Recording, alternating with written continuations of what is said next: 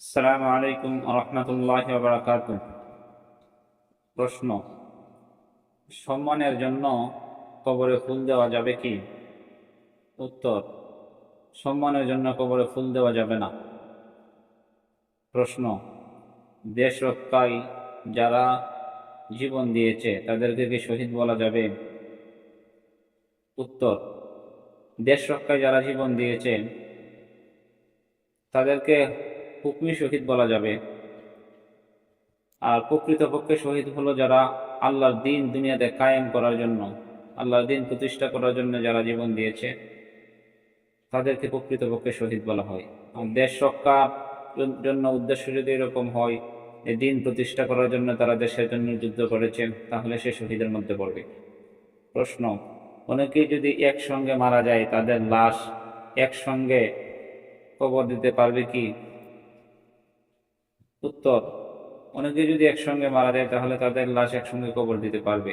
যদি জায়গার সংকুলন অন্য জায়গায় না থাকে, অন্য কোনো জায়গায় যদি না থাকে তাহলে একসাথে কবর দিতে পারবে, তাতে কোনো সমস্যা হবে না। আর যদি জায়গা যদি বরাদ্দ থাকে, সকলকে আলাদা আলাদা কবর দেওয়া যায়, তাহলে সেটা উত্তম।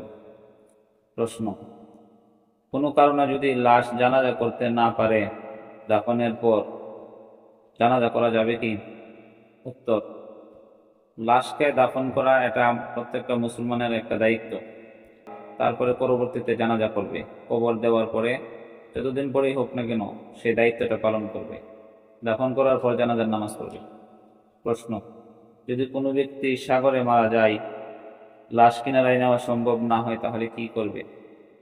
যদি কোনো ব্যক্তি সাগরে মারা যায়, লাশ কিনারে নেওয়া সম্ভব না হয়, এত দূর এত বড় সাগর, তাহলে এই অবস্থায় সে ওই ব্যক্তির সাথে ভারী একটা জিনিস বেঁধে সাগরের মধ্যে ছেড়ে দিবে। প্রশ্ন: মাইয়াতকে পাগড়ি পরানোর হুকুম কি? উত্তর: মাইয়াতকে পাগড়ি পরানো যাবে না। প্রশ্ন: আত্মহত্যাকারীর জানাজা এবং দাফনের হুকুম কি? উত্তর: আত্মহত্যাকারীর জানাজা এবং দাফন করা লাগবে। সম্মানী ব্যক্তি, বড় আলেম উলামারা তার জানাজায় অংশগ্রহণ করবেন। কারণ হলো, আত্মহত্যাকারী জানাজায় যদি অংশগ্রহণ করে তাহলে মানুষ আত্মহত্যার প্রতি উদ্বুদ্ধ করা হয়, এই জন্য তাদের জানাজায় আলেমরা অংশগ্রহণ করবেন। প্রশ্ন: জানাজার পর মাইয়াতকে সামনে রেখে সম্মিলিতভাবে দোয়া করা যাবে কি? রাসূলুল্লাহ সাল্লাল্লাহু আলাইহি ওয়াসাল্লামের যুগ থেকে এই বিধান ছিল না, বিদায় মাইয়াতকে সামনে রেখে দোয়া করা বিধাত। প্রশ্ন: দাফনের পর কবরের উপর পানি ছিটানো যাবে কি? উত্তর: দাফনের পর কবরের উপর পানি ছিটানো মুস্তাহাব। প্রশ্ন: শরীয়তের দৃষ্টিতে পোস্টমর্টমের হুকুম কি? শরীয়তের দৃষ্টিতে পোস্টমর্টম জায়েজ নেই। প্রশ্ন: পুরুষ পাওয়া না গেলে মহিলারা জানাজা করতে পারবে কি? উত্তর: পুরুষ যদি পাওয়া না যায় তাহলে মহিলারা জানাজা নামাজ পড়তে পারবে, তবে মহিলাদের পিছনে কোনো পুরুষ ইক্তেদা করবে না। প্রশ্ন: লাশ অ্যাম্বুলেন্সে রেখে জানাজার নামাজ পড়তে পারবে কি? উত্তর: লাশ অ্যাম্বুলেন্সে রেখে জানাজার নামাজ পড়া জায়েজ নেই।